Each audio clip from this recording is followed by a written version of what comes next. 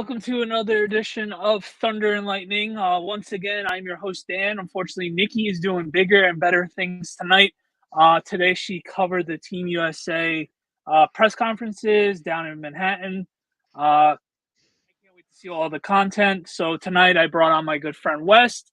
For those that don't know West, me and West are pretty good friends. It's funny how someone at our age get new best friends at the age of like our late 30s, and it's strictly because of the Giants. What's up, Chris? And it's because we met our friends through Talking Giants, and ever since then, me and Wes have been great friends, and I talk about our group chat all the time on this show. So Wes, what's going on? How's it going tonight? It's going pretty good. It's going pretty good.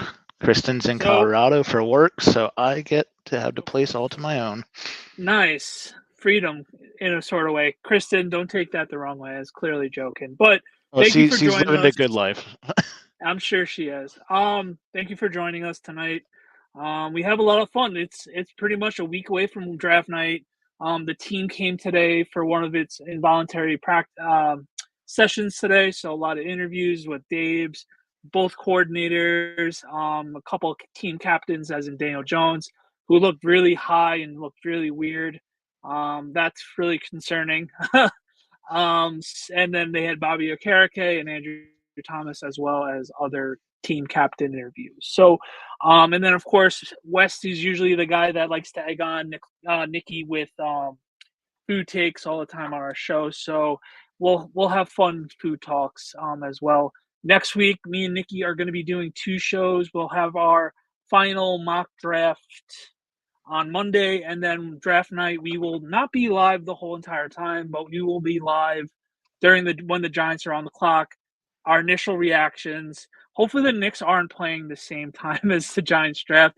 I hope Nikki hopes that because they'll see me as a raging lunatic, but we'll see what happens when the NBA schedule comes out.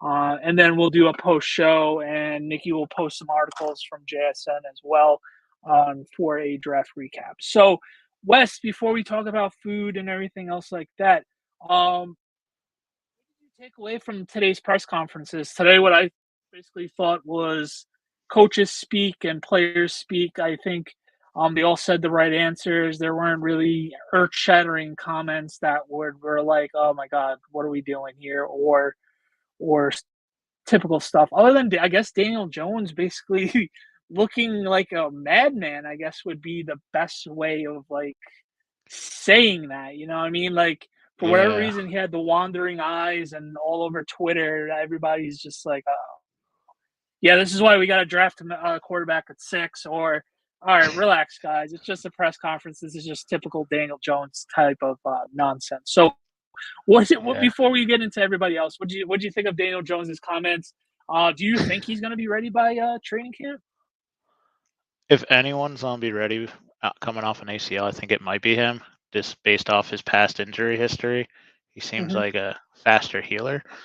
Now, will he be effective? I don't know, but I thought his comments were a little bit more confident, maybe in a little bit. Like when he made his declaration that he thinks he's like the best quarterback for 2024, he even gave like a little Daniel smirk. It's like, okay, maybe this guy's heard all the shit and he's gonna show up and maybe do what he did in 2022 plus, but who knows? But like I Yeah, thought his eyes were insane. It's like, dude, it's like, are you yeah. like, am I? I'm like trying to look. I'm like, is the camera zoomed in super far in those eyes? It's like they look very dilated. So it's like, did they get new light in? It's like, why does he look like he's like a raccoon in the middle of Yeah, daytime? yeah, it did not do him any justice for anything. Like I just mentioned, excuse me. Um, just him basically just all over social media, and it obviously wasn't a good look. So hopefully, whatever happened with Daniel Jones's eyes today is fixed. But like you mentioned, he seemed his normal confident self. He wasn't really that. He was basically his even keeled self, and like as much as I want the Giants to get a new quarterback, I can't quit Daniel Jones. It's really funny, and it's like he's such an easy person to root for and hope to do well, and it's just like, Daniel, come on, man, just maybe one time. I know it's year 6. I'm not really banking on anything, but, like, oh, man, come on, Daniel. Come on. Just, like, find a way to get healthy. The other thing that was interesting, I think it was Jordan Raanan from ESPN that asked it. If it wasn't, I apologize. He asked about his neck, and he said it was basically a stinger. I mean, a typical stinger quarterback football player injury he mentions. I'm a little skeptical, but obviously that's his body, so he knows what's going on. He's going through the doctors and everything else like that. But it seemed like the original diagnosis during in season was much more severe than just the stinger. So hopefully that's really just the case for him as well with that, because as we both know, it's basically last flicks for him to being a starting quarterback, as that rumor from Fox Sports brought up a couple of days ago. So it's basically last licks for Daniel Jones. It's the bottom of the ninth for him. Can he find a way to get on the field before training camp and look healthy and be the starting quarterback that he hopes to be in 2024? So, what do you think when he brought that up with the stinger with the My my injury to first his neck? my first thought was could explain why he looked so bad against the Raiders. If he still had like some issues going on, like of course he might not be throwing a ball well, so maybe that explains why he looked really bad in that game. Because I Right. don't think they wanted him to play that week until No, yeah, Tyrod decided to if die again. So yeah, that was the famous, Tyrod getting killed by the Jets the week before, Tommy DeVito not throwing a forward and me pass. Eh almost and me doing my best Snacks impression in the stands where I was livid and banging the crap out of the stadium. So yeah, Right. it was a fun game. Yeah, it was just definitely a shitty game. It's just really one of those games that we would like to take back during the season. It's just like, that's gonna cost us a game later in the season, and sure enough, it probably did. But yeah, obviously they weren't. If Tyrod played the whole entire Jet game, obviously, and stayed healthy, it would have been one of those like, okay, maybe Daniel Jones has another game under his belt after the Raiders game. Let's continue to see what's going on with Daniel Jones. Is Tyrod playing better? As we all found out during the Raiders game, a couple of drives into the second quarter, his knee popped, and obviously it was Tommy DeVito time. So I don't know. I'm in that weird predicament. I think most realistic Giant fans on both sides of the spectrum is we just want a guy that's going to find a way to be that star quarterback and just be that quarterback that's going to find ways to win weekly, and that we know every Sunday he will be there for good or worse, and he's going to take us to the promised land. Unfortunately, with Daniel Jones, he was the predecessor from Eli Manning, who was basically starting every game for the last 15, 20 years as the Giants quarterback. And unfortunately, Daniel Jones hasn't had the luck of injury luck that Eli fortunately had. So, yeah, I guess this is the best way I said it before is last licks from Daniel. Did you take anything away from Dave's? I really don't think so. It's just the normal, typical coach So speak. He's not going to tell us yeah, anything out of the ordinary, which is obviously a given because he doesn't do it regularly anyway. He's definitely not going to do it the week before the draft. Joe Shane's supposed to do his pre-draft interview on Thursday, I believe. So it's going to be all the same as well with that situation. So it's really, like I mentioned to Grump last week, like I mentioned to Nikki for weeks without end, and it's just we have so many holes. This is where we're gonna bring into talk about the draft west. We have so many holes. So with your ideal situation, if we don't trade at a 6, either up or back, who do you think we will likely want? Who do you want to take in that situation? I know you've done the mocks 100 different ways, like I have, but what would you want to do draft night? Number 6, Joe Shane is on the clock. the crowd is getting anticipated at MetLife, and everybody at home is like, all right, here we go. Do we get our quarterback? Do we get a star wide receiver? Do we trade back? Do we trade forward? What you're Joe Shane, what are you doing? I think it's gonna depend on who's available, obviously, but Right. I it's curious to see like if they do have a quarterback they like, if he's available. But I feel like Right. if he is available, they might try and trade up. But I think they're eventually just gonna take one of the wide receivers. Now, Right. which one? I don't know, and maybe they are kind of throwing some of this like smoke out there to get another team up there that they want to secure Malik or Marvin, and trying to bait like another team to jump up in front of them. I mean, they also need a quarterback, I guess, so kind of would be not the ideal thing to do potentially. But this Right. feels like, especially with the wide receiver market blowing up right now, like, are you gonna want to trade a second round pick to pay like Brandon Ayuk $25 to $30 million? So I think it's like Joe Shane and his like budgeting of cap. It just feels like they would prefer to take a wide receiver there than pay like a number one wide receiver. And I think that might play more into it than people are talking about. Not only that, not even who scored, Chris. Um Fox, I just got the alert. All right, cool. So the Rangers are winning 2-1. All right, I took Rangers puck line, by the way.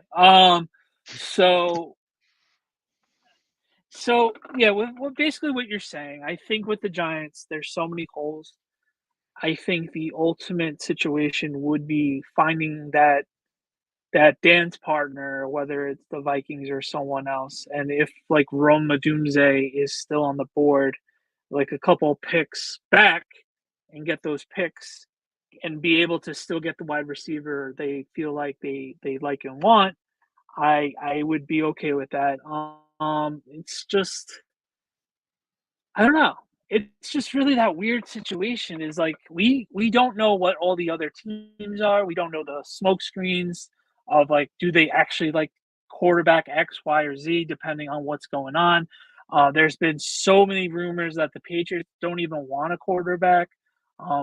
We've been saying it for months that it's very interesting to see that bigger people don't like Drake May, and he's more of a project that a lot of people like to lead on to.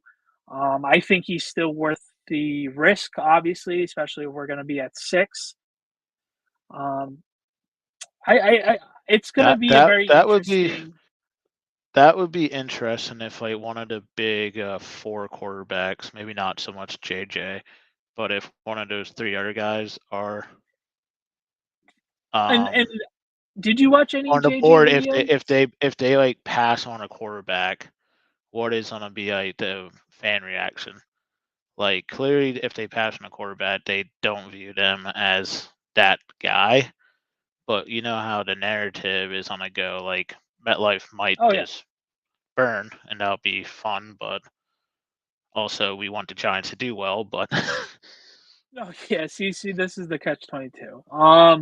But like you mentioned before, like watching JJ's tape. Obviously, he's a national champion. He makes all the right moves. He's obviously athletic. For whatever reason, he doesn't have to throw the ball really in the middle of the field a lot.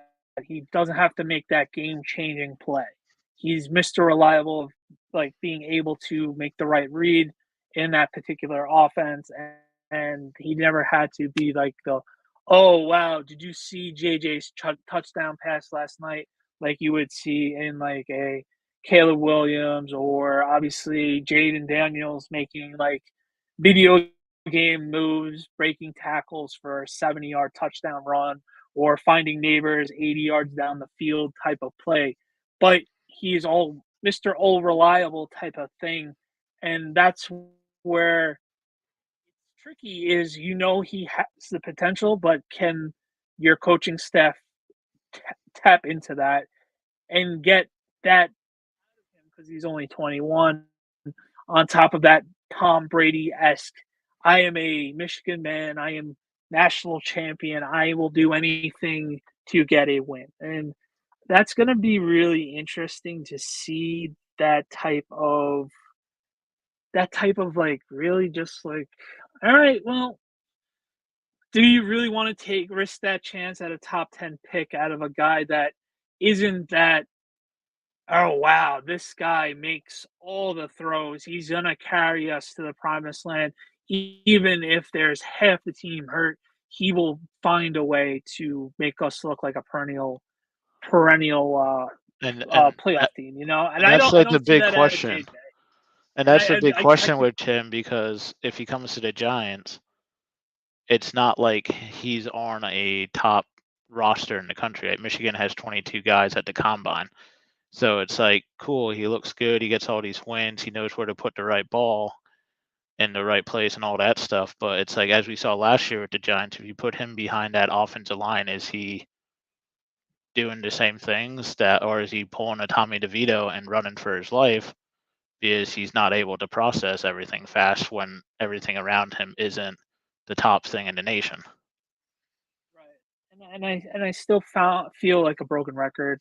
Um, Obviously, if let's say one of the top three, the trade is worth going up. Grump mentioned it last week as well. I would sacrifice the defense suffering a little bit if that meant our offense was more of a 2024, 2023 offense where we put up points. That's a scary thing to even hear. What are points, Wes? It was funny to see we continuously start slow the last few years. Warren Sharp, who's a very knowledgeable football analyst with very analytical and stat driven Mm-hmm. basis. And we were dead last by a lot in first Eight quarter touchdowns. touchdowns. 8 total touchdowns in the last 3 years, The and we scary had part is 3 were Judge. So yeah, that 3 were means judged, Abel which is and Kafka are these wizards for the offense, and we got 5. No, we got 4 because the one was the defensive touchdown. right. That's scary. It very scary, dude. With that being said, like, it's really that just, like, obviously, we gotta find ways to start faster. That wasn't the case 2 years ago when we won 10 games, and it certainly wasn't the case last year. We had that all time. It wasn't to the first Commanders game that we scored a touchdown in the first half offensively. What was that, week 5, week 6? It was definitely a month into the season, so, It um, was that was all-time bad. November. So that's how long that went because God knows what was wrong with that team last year. It's just everything went wrong. Everything went to shit, as we all know. So the other funny thing I found about that stat was that tweet was the Cowboys and Eagles were on the top tier of that, and the Giants and Commanders were obviously at the bottom of that tier.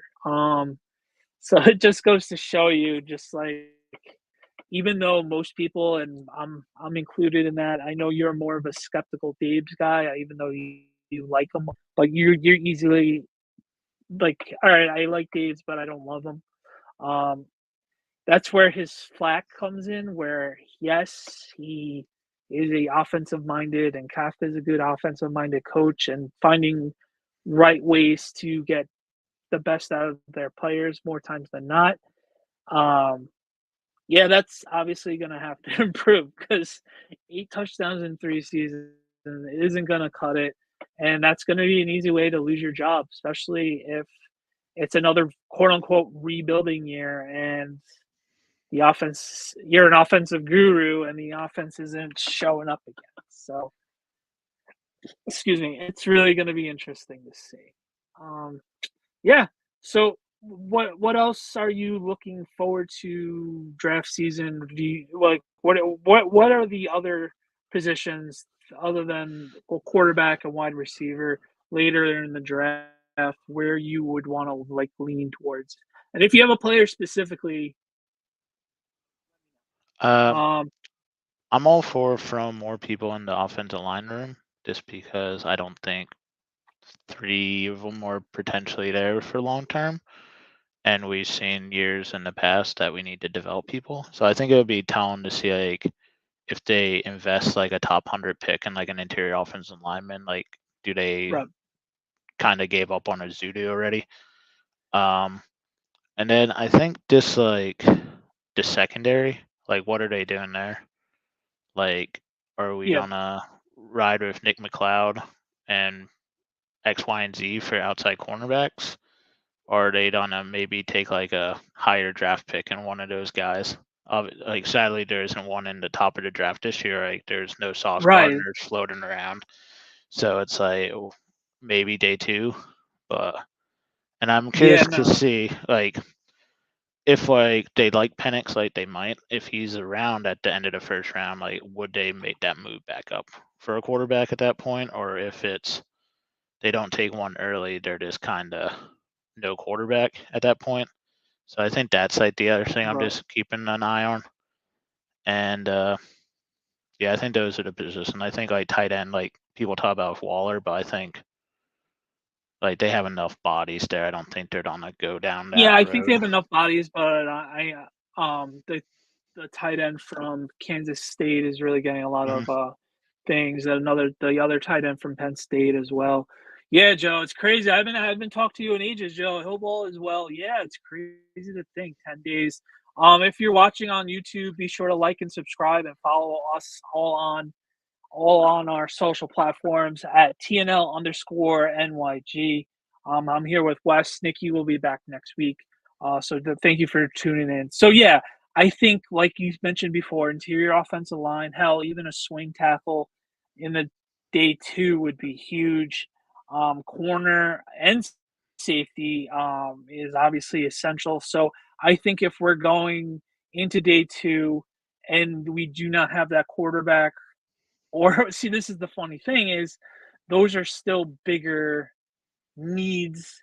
So do you what position would you scrap quicker if you didn't get, let's say there's that quarterback that the Giants are quickly trying to pursue?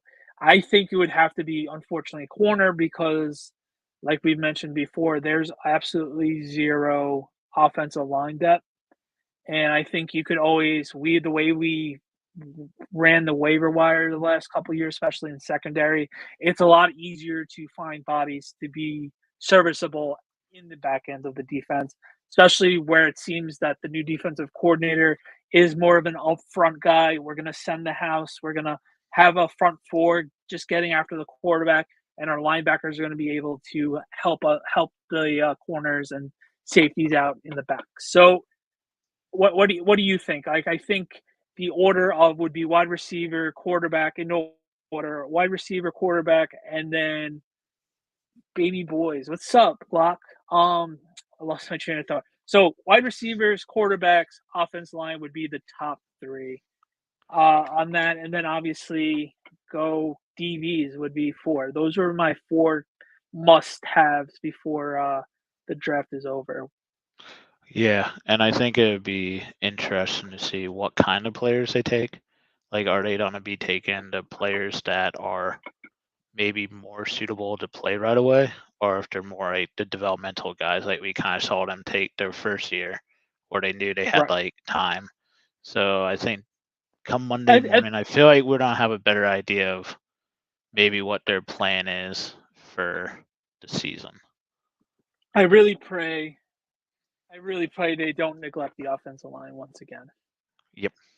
because that obviously hampered the season last year of having to push Josh Azudu, who'd never played a game at left tackle, playing real live NFL snaps, and ultimately getting Daniel Jones killed in the Miami game. So um, I would prefer never to be in that situation ever again. Uh, So you well, might as well bring it into food talk. Do you know what you're having draft night food wise yet? No, No. we're 10 days I out. got So I got tickets to go to the draft party at oh, MetLife. you are. I completely So I'm snoozed on that, knowing that I so wasn't I'm going. debating if I want to go up. Kristen has a country concert at night, so I might go up because it's more. I kind of want to be there if the fans don't agree with the pick, because I would love to see the chaos. a little right, bit so that means sick I'm of gonna trying be to me. that means I'm gonna be FaceTiming you right after the pick while I'm live with Nikki and getting the boots on the ground of the situation at 6. Yeah, Um, what did you have for dinner tonight? I know it's a lot funnier when it's me and Nikki, but what did you have for dinner tonight? kind of basic tonight. I just had hot dogs with pimento cheese on them, with a side of mac and cheese. Okay. Your last thing of I didn't. huge hater, I big am a time. low hate. I'm a huge hater. I wish for chaos. But no, like I haven't been as crazy with my food. Like I still had leftover pizza from the weekend. Shout out Frank's and Nutley. I mean Ralph's and Nutley. Favorite pizza by Okay. far. So that was my breakfast. And then I made like um Chipotle bowls at home for the There you fraction go. of the cost. Yeah, I was So gonna say.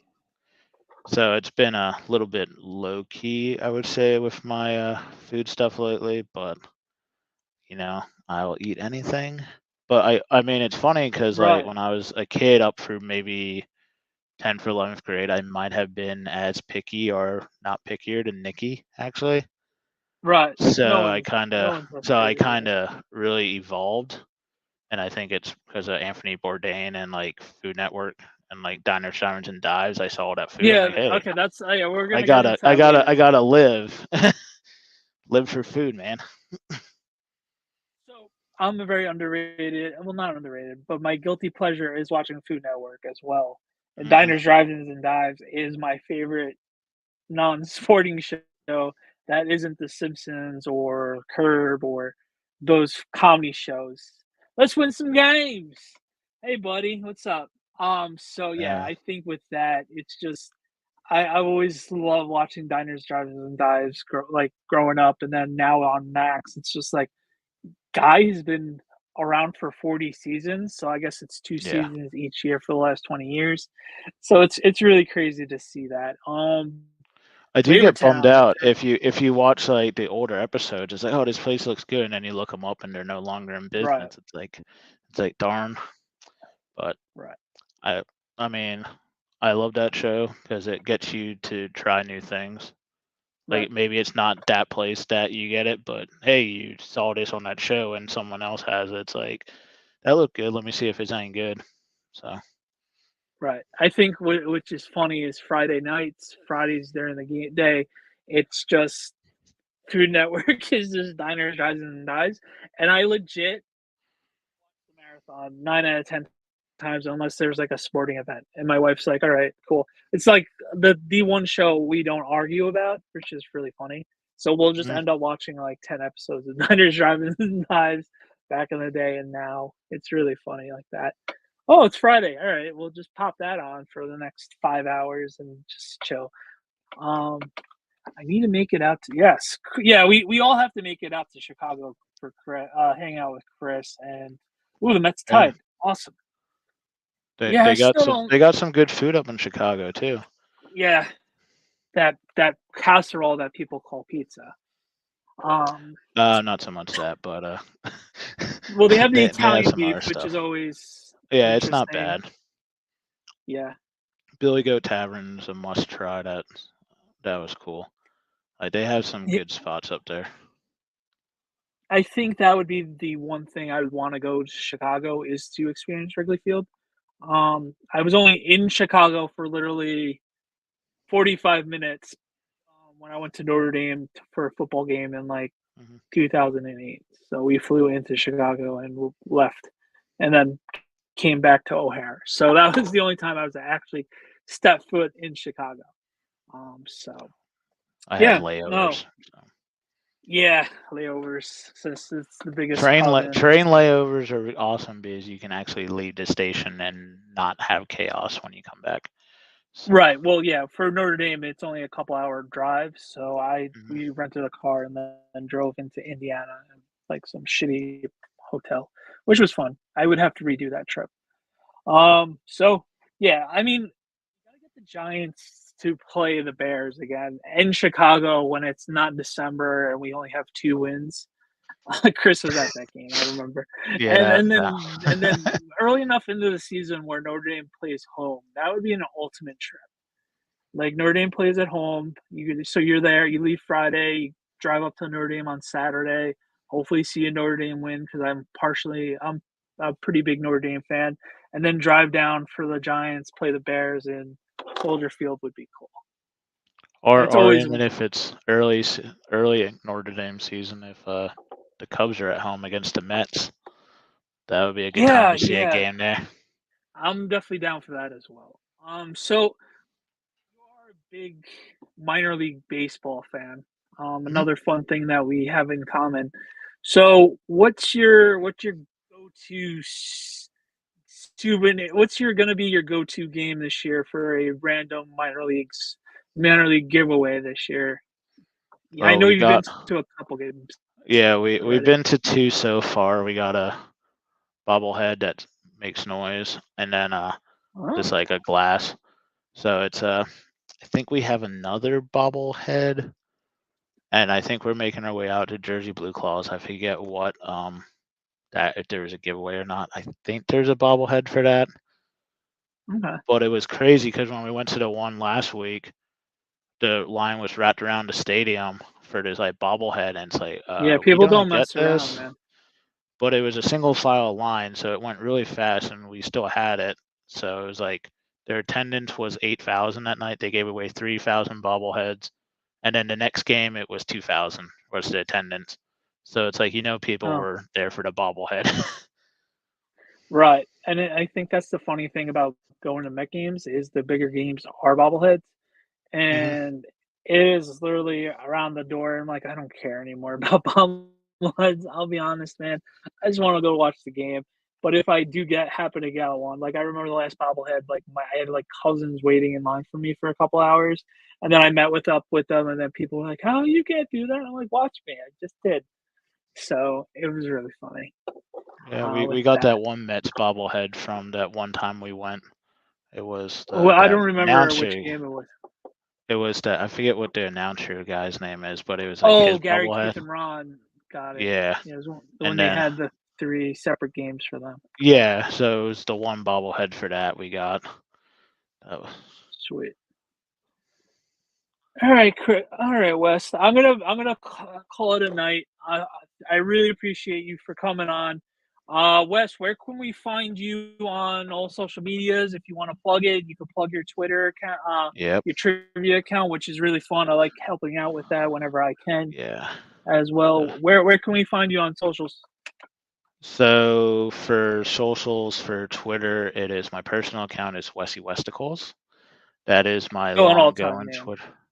Yeah, it's also kind of unprofessional, so kind of regret that a little bit, but it's going. It's also good name recognition. And then I have a trivia account for the Giants, which has been a little not as fun since the Giants have been a hot dumpster fire, and I'm kind Right. of over all the draft talk. So once the draft happens, I'll probably start posting more on that because it just Okay. does take time because I don't go on and just pull a trivia question from trivia books, which any common person would do. Right. Like makes more sense, quicker, easy content. Now I'm like there pulling things out in my head, like, oh, this might happen, or whose birthday is today. So I just had to take a step back for a little bit because the time I was putting into it was crazy. But I will like to start posting more. I do sometimes still do the polls with just like random Right. thoughts that get Right. some interesting feedback. Will be a big supporter. And then for my Instagram is my food page. It's West underscore knows underscore food. And that is more just basically food, limited giant stuff, but that's where I'll post mostly stories of food that I'm cooking or food that I'm eating out. And Right. that was my first like passion was like food. So Giants Twitter kind of got going up in like 2018, but I was kind of early in the Instagram food game, but now with TikTok it's completely taken off and I'm not into making videos, so I'm not gonna do that. But I'll share Right. my So food. you I'll miss sh- your miss your boat. so if you want to see interesting food like donuts and burgers, hot dogs with weird toppings, Right. I know. That started a fun night with Nikki that night for sure. And then like pizza with like my work pizza will always have toppings on it, but Right. it's just fun. I just So I good just content. noticed you have the Talking Giants mini belt for winning our fantasy league. So good stuff out of that. Yeah, Yeah, that was a good roach find. it Yeah, was. And reigning Mickle defending came out of champion the in our league.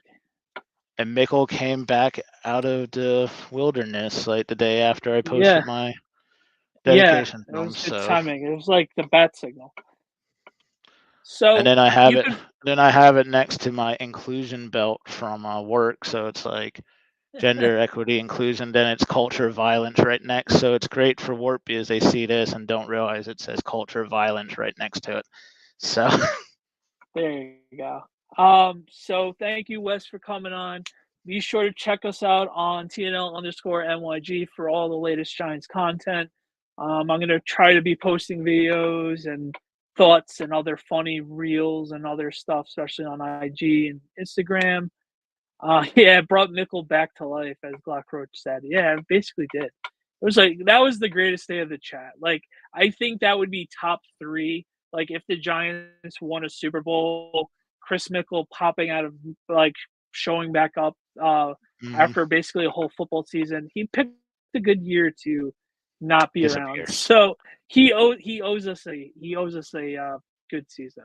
But with that being said, be sure to check us out. Nikki will be back next week. We'll have 2 shows, especially during draft week. So stay tuned. Until next time, let's go Giants and see you next time. Peace.